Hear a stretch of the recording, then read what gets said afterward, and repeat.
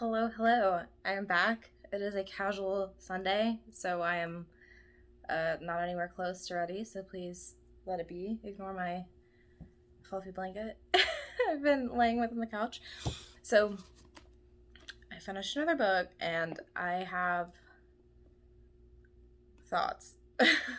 So, this is The Magicians by Lev Grossman. I hope I'm saying that right. If I'm not, all the apologies. So, this is another book that I read, partially on recommendation of my boyfriend because he has listened to this full series, and then also partially because I watched the Magicians show on Sci-Fi.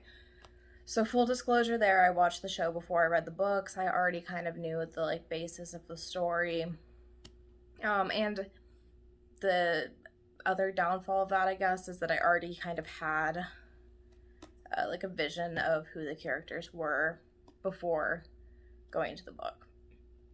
However, I'm going to give my basic overview of what I thought spoiler free to start, and then I'm going to get into what I thought was the biggest flaw of the book, but requires spoilers to fully communicate. So I will definitely warn before going into that. So if you haven't read the book yet, you're safe for now. I'll let you know when you should scooch off if you don't want any spoilers.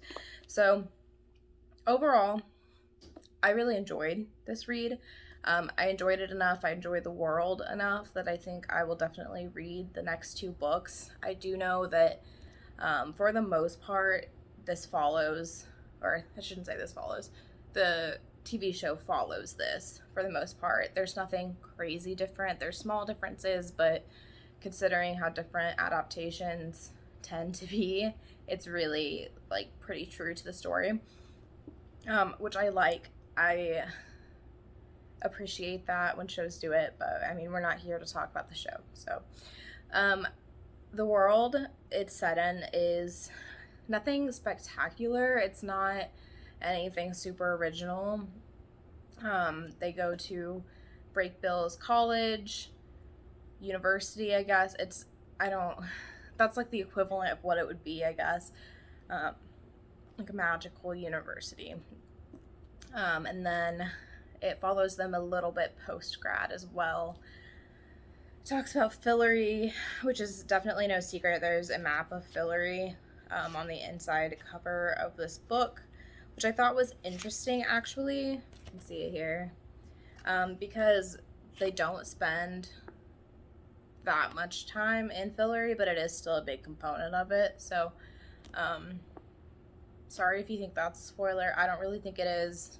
It's talked about in the descriptions.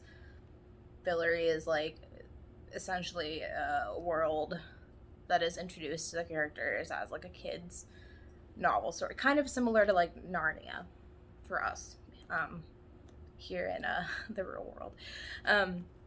So I think the story, while not anything super original or crazy, I kind of like it for that. It's just believable enough that you don't catch yourself, at least early on in the book, being like, well, this is kind of crazy. It's very palatable for if you're not that into big fantasy, difficult to wrap your mind around worlds that are very different from our own. Now, if you are into that, which I like a mix of both. I like some stories that are very unrealistic but cool, and I also like plenty of stories and books set in just basic real world. I think it strikes that nice line in the middle where it can appeal to both. It's got enough elements in it, and there's enough detail that goes into describing the magic and how it works and the functionality of it, that it can kind of satisfy you if you're more into an intense world build.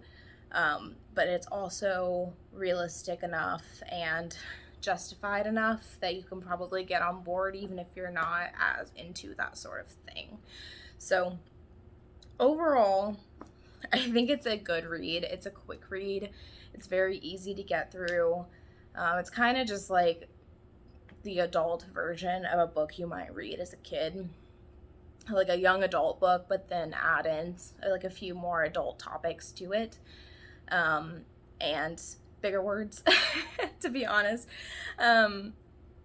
So it can kind of, especially if you find yourself feeling nostalgic about books you used to read when you were younger, a series you were really into, but that, if you went back to now, might not like scratch that same itch, I guess, because I mean, let's be real, when you go back and read them, some books never get old, and some books you go back and you're like, oh, I loved this series, and when you go back and read it, you're like, man, not much actually happened there, did it? It was pretty basic.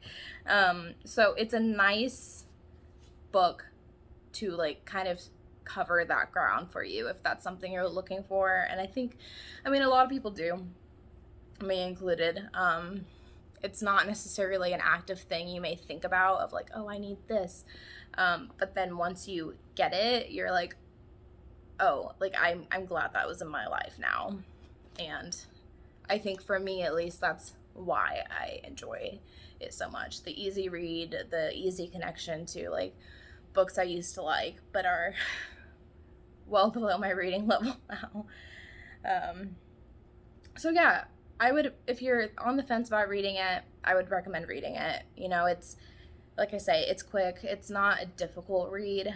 And the fact that it's a trilogy, none of them are super long. There's not much risk that goes into just picking it up and giving it a try. Because if you don't like it, then you lost the cost of the book and not that much time. So I would give it a go. And I love a completed series because, oh my goodness, there's nothing more frustrating than finding a series you really like and then having to wait a really long time for books to come out, which can be good, like the build up and, supporting an active author, of course, like actively writing a series, that's good, but there's also something to be said for a series that's complete and that will be complete. Yeah, not calling shots at a Game of Thrones there, but like maybe like a little bit, because I want to finish the series, damn it. Okay. Anywho, so let's progress on to the number one thing that detracted from this book for me. So I've talked about some of the reasons I liked it, and overall I would recommend it, but here are the spoilers. They're coming. Beware. I have one huge gripe about this book, and it's a hard one to get past. And you may completely disagree with me. I've had conversations with my boyfriend about this many times because he disagrees with me, which is fine. I really, truly dislike the main character of this book. So, main character is Quentin. You can call him Q. They don't call him that sometimes. And I've been informed that he is not the main character of the second book. It's kind of like takes place the same time period but with different characters. So I'm really looking forward to that.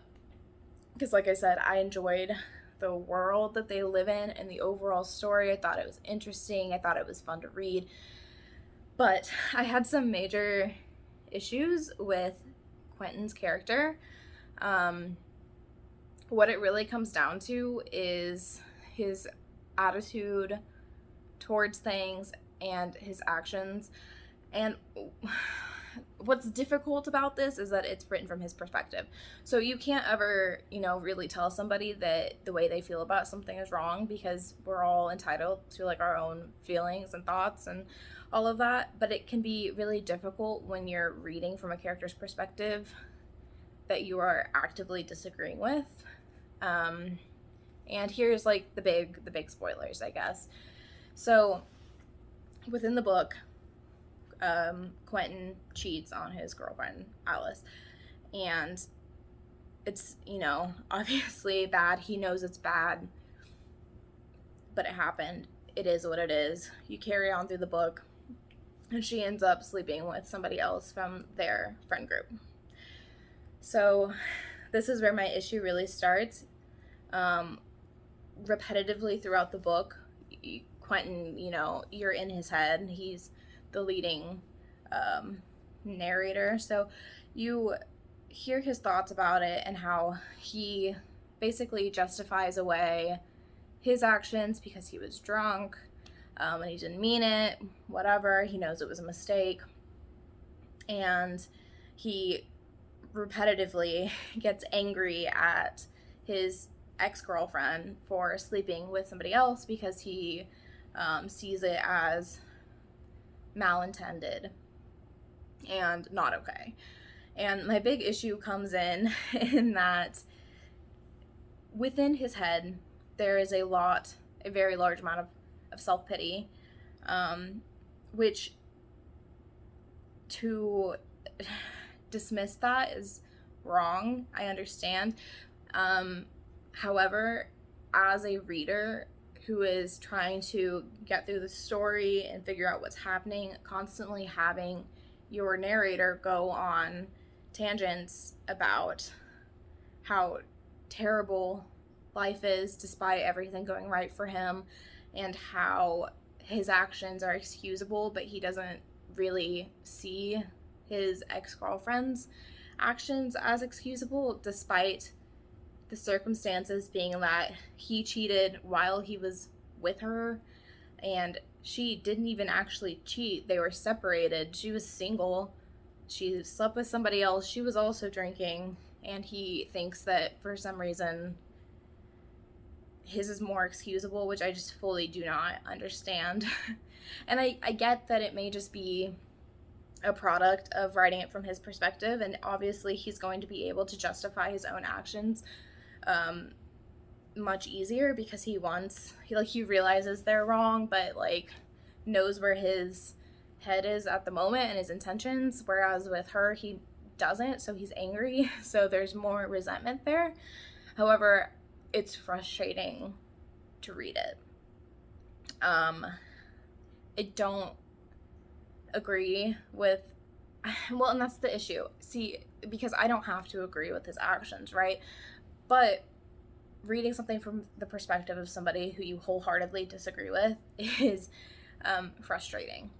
And that's probably just what it comes down to. And just to give you the counter argument, my boyfriend says, a lot of his self-pity, a lot of his negativity, and the way that he is so down on everybody and hard on them comes from him being depressed, which I can see and I do sympathize with, of course, but I just don't know if it was the best choice as an author, because it puts a lot of that pressure on the reader, I guess I would say. I'm having trouble talking about it because I don't want to come off as insensitive. I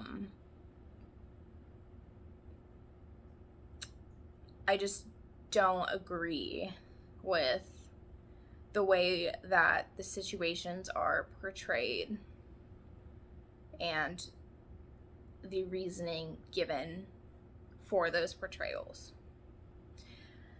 And you may agree, you may completely disagree if you've read this book.